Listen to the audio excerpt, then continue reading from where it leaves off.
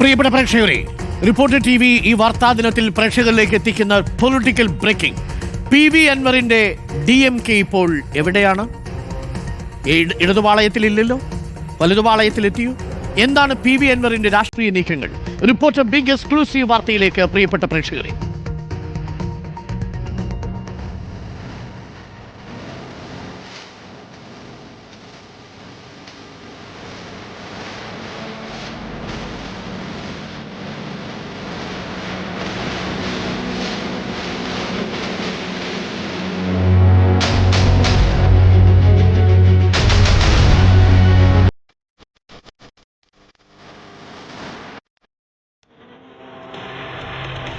Big political breaking.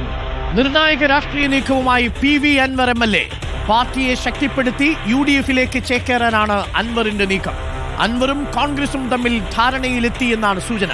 അൻവറിന്റെ ജനകീയ യാത്രയിൽ ലീഗ് കോൺഗ്രസ് നേതാക്കൾ അണിനിരക്കുന്നു എന്നതാണ് ഈ വാർത്താ ദിനത്തിലെ ഏറ്റവും പ്രധാനപ്പെട്ട വാർത്ത. Reporter big breaking. ഏറ്റവും നിർണായകമായ നീക്കം CPM BJP നേതാക്കളെ കൂടെ കൂട്ടുന്നുണ്ട് PV അൻവർ എന്നതാണ്. LDF-ലെ 3 MLA-മാരുമായി ചർച്ച നടത്തിയെന്ന ബിഗ് ബ്രേക്കിംഗ് വാർത്ത വരുന്നു. CPM-ന്റെ യുവ MLA-യും ഒരു ഘടകകക്ഷി നേതാവും മുതിർന്ന BJP നേതാവുമായാണ് അൻവർ ചർച്ച നടത്തിയത്. രാഷ്ട്രീയ കേരളത്തിലെ നിർണായക വാർത്തയാണ് റിപ്പോർട്ടർ പുറത്തുവിടുന്നത്. Reporter big breaking. Ashkar Ali കരിമ്പയും റോഷിപാലും ചേരുന്നു. നിർണായക രാഷ്ട്രീയ നീക്കങ്ങളുമായി PV Anvar. Ashkar Ali, very good morning.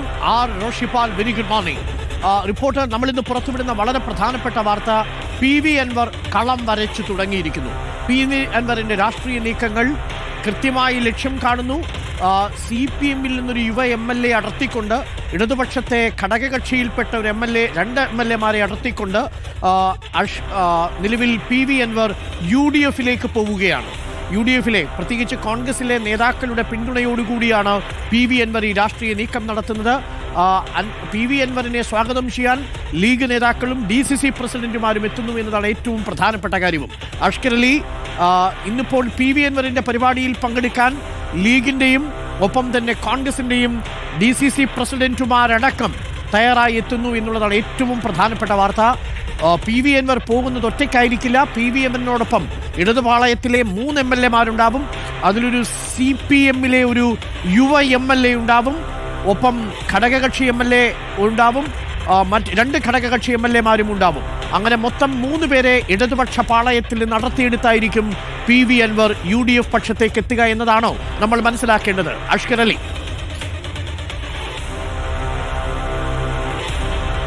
Arun, good morning. വലിയ രാഷ്ട്രീയ നീക്കം തന്നെയാണ് ഈ ഘട്ടത്തിൽ PV അൻവർ നടത്തുന്നത്. അതിൻ്റെ തുടക്കമാണ് ഇന്നിപ്പോൾ വയനാട് പനമരത്ത് തുടങ്ങാൻ പോകുന്നത്. അഥവാ നേരത്തെ തന്നെ കോൺഗ്രസുമായി ഇല്ലെങ്കിൽ പല ഘട്ടങ്ങളിൽ പലരുമായും PV അൻവർ ചർച്ചകൾ നടത്തിയിരുന്നു. നിലവിൽ നമുക്ക് ലഭിക്കുന്ന വിവരമനുസരിച്ച് കോൺഗ്രസുമായുള്ള ചർച്ചയിൽ ഒരു ധാരണ ഉണ്ടായിരിക്കുന്നു എന്നുള്ളത് തന്നെയാണ്. PV അൻവറും UDF-ലേക്കോ എന്നുള്ള ചോദ്യമാണ് ഇപ്പോൾ നമ്മൾ കാത്തിരിക്കുന്നത്. അതിന് ഉത്തരം വൈകാതെ, അഥവാ ഈ ജനുവരി പിന്നിടും മുമ്പ് തന്നെ അതിൻ്റെ ഉത്തരം കൂടി നമുക്ക് പ്രത്യക്ഷമായി തന്നെ കാണാനും സാധിക്കുമെന്നാണ് അറിയുന്നത്. അത്തരത്തിൽ തന്നെ UDF നേതാക്കളുമായി, പ്രത്യേകിച്ച് കോൺഗ്രസ് നേതാക്കളുമായുള്ള അൻവറിൻ്റെ ചർച്ചകൾ പൂർത്തിയായിരിക്കുന്നു. അതിനൊരു ധാരണ രൂപപ്പെട്ടിരിക്കുന്നു. അതിൻ്റെ പ്രത്യക്ഷ തെളിവായി മാറുന്നത് ഇന്ന് അൻവർ ആരംഭിക്കാൻ പോകുന്ന ജനകീയ യാത്ര തന്നെയാണ്. വയനാട് പാർലമെന്റ് മണ്ഡലത്തിൽ വന ഭേദഗതി നിയമത്തിനെതിരെ, അത് നിയമസഭയിൽ ആ ബില്ല് വരാൻ പോവുകയാണ്. അതിനെതിരെ അൻവർ വലിയ പ്രതിഷേധം സംഘടിപ്പിക്കാൻ പോവുകയാണ്. മാനന്തവാടി മുതൽ വഴിക്കട വരെ നീണ്ടു നിൽക്കുന്ന 3 ദിവസത്തെ ജനകീയ യാത്രയാണ് അൻവർ സംഘടിപ്പിക്കുന്നത്. പക്ഷേ ഈ ജനകീയ യാത്രയിലെ ഏറ്റവും വലിയ പ്രത്യേകത എന്ന് പറയുന്നത് അതൊരു രാഷ്ട്രീയ യാത്രയായി മാറുന്നു എന്നുള്ളതാണ്. ഇന്ന് അതിൻ്റെ ഉദ്ഘാടന സമ്മേളനം വയനാട് പനമരത്ത് വെച്ച് നടക്കുമ്പോൾ അതിൻ്റെ ഉദ്ഘാടകനായി എത്തുന്നത് വയനാട് DCC പ്രസിഡന്റ് ND അപ്പച്ചനാണ്. അത് കോഴിക്കോട്ടേക്ക് എത്തുമ്പോൾ കോഴിക്കോട് തിരുവമ്പാടിയിൽ അതിൻ്റെ ഉദ്ഘാടകനായി എത്തുന്നത് കോഴിക്കോട് DCC പ്രസിഡന്റ് K പ്രവീൺകുമാറാണ്. അതിനോടൊപ്പം തന്നെ വയനാട് സുൽത്താൻ ബത്തേരിയിൽ ഈ പരിപാടിയിലേക്ക് എത്തുന്നത് കോൺഗ്രസിൻ്റെ MLA IC ബാലകൃഷ്ണനാണ്. കോഴിക്കോട് തിരുവമ്പാടിയിൽ തന്നെ മുസ്ലിം ലീഗിൻ്റെ തിരുവമ്പാടി മണ്ഡലം പ്രസിഡന്റ് കാസിം എത്തുന്നു. മലപ്പുറത്തേക്ക് വരികയാണെങ്കിൽ മലപ്പുറത്ത് ചാത്തല്ലൂരിൽ അതിനെ പരിപാടിക്ക് എത്തുന്നത് മുസ്ലിം ലീഗിന്റെ ജില്ലാ പഞ്ചായത്ത് വൈസ് പ്രസിഡന്റ് കൂടിയായിട്ടുള്ള ഇസ്മായിൽ മുത്തേടമാണ്. പിന്നീട് അതിന് സമാപന സമ്മേളനം എടക്കരയിൽ നടക്കുമ്പോൾ അതിന്റെ ഉദ്ഘാടനം നിർവഹിക്കുന്നത് മുസ്ലിം ലീഗിന്റെ മുതിർന്ന നേതാവ് ഇ.ടി. മുഹമ്മദ് ബഷീർ എം പിയാണ്. അത്തരത്തിലുള്ള ലിസ്റ്റ് ഔദ്യോഗികമായി തന്നെ ഇപ്പോൾ പി.വി. അൻവർ പ്രസിദ്ധീകരിച്ചിരിക്കുന്നു.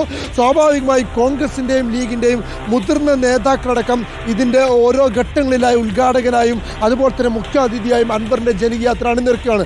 അതിനോടൊപ്പം തന്നെ മലപ്പുറം ജില്ലയിലടക്കം വിവിധ പ്രാദേശിക തലങ്ങളിലുള്ള UDFന്റെ പ്രാദേശിക നേതാക്കളും കോൺഗ്രസിന്റെയും ലീഗിന്റെയും പ്രാദേശിക നേതാക്കളും ഈ ജനകീയ യാത്രയുടെ ഭാഗമാകുന്നുണ്ട്.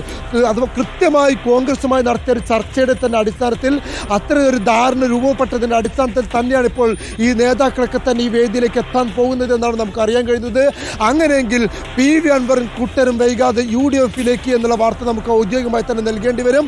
ഇപ്പോൾ അതൊരു ചോദ്യചിഹ്നമായി അവശേഷിക്കുന്നുണ്ടെങ്കിൽ പോലും നിലവിൽ UDFന്റെ നേതാക്കൾ തന്നെ അറിവോടെ നേതൃധാരണയോടെ മുതിർന്ന നേതാക്കൾ മുസ്ലിം ലീഗിന്റെയും കോൺഗ്രസിന്റെയും ഒക്കെ മുതിർന്ന നേതാക്കൾ തന്നെ അൻവറിന്റെ വേദിയിലേക്ക് എത്താൻ പോകുന്നു. അടുത്ത 3 ദിവസങ്ങൾ നമ്മൾ സാക്ഷിയാവാൻ പോകുന്നത് അത്തരം വേദി പങ്കിടലുകൾക്കാണ്.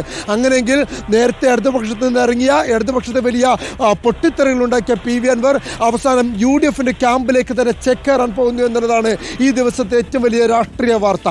ഏറ്റവും പ്രധാനപ്പെട്ട വാർത്തയാണ് പി.വി. അൻവർ കളം പിടിക്കാൻ പോകുന്നു. UDFിലേക്ക് പി.വി. അൻവർ എന്ന വാർത്തയാണ് റിപ്പോർട്ടർ TV പ്രേക്ഷകരിലേക്ക് എത്തിക്കുന്നത്.